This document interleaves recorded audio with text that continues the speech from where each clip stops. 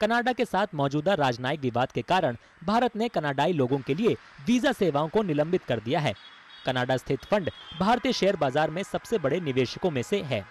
हालांकि बाजार विशेषज्ञ भारतीय बाजारों से कनाडाई निवेश के छिटकने की आशंका से बहुत चिंतित नहीं हैं।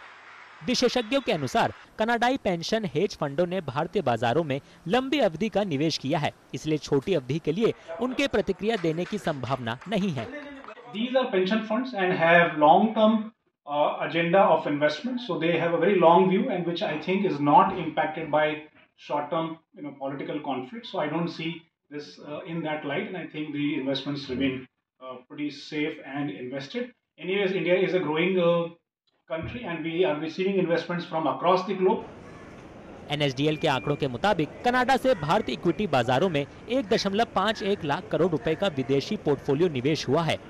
भारत में FPI की संपत्ति के मामले में कनाडा शीर्ष 10 देशों में शामिल है। विशेषज्ञों को पूरी उम्मीद है कि कनाडा का निवेश भारत में बना रहेगा, क्योंकि ये दुनिया का सबसे तेजी से उभरता बाजार है। However, the impact on Indian stock market looks like to be very limited and very stock specific, where some stocks are held by Canada government's pension fund. At this point of time, it is not clear whether they will come to dispose of their stake or not.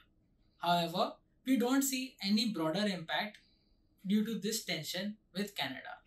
विशेषज्ञों का मानना है कि मौजूदा तनाव में Canada से भारतीय बाजार में कोई नया निवेश प्रभावित हो सकता है, लेकिन कनाडाई निवेशकों ने पहले से जो निवेश किया है वो उसे वापस लेने की गलती नहीं करेंगे। विशेषज्ञों का यह भी मानना है कि मौजूदा तनाव अस्थायी है और कनाडा की घरेलू राजनीति से जुड़ा हुआ है।